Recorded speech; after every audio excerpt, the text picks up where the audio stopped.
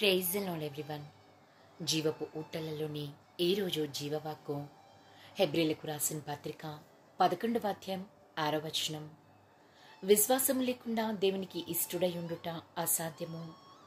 దేవుని యొద్దకు వచ్చువాడో ఆయన యున్నాడనియు తన్ను వెదుకువారికి ఫలము దయచేయువాడనియు నమ్మవలను కదా.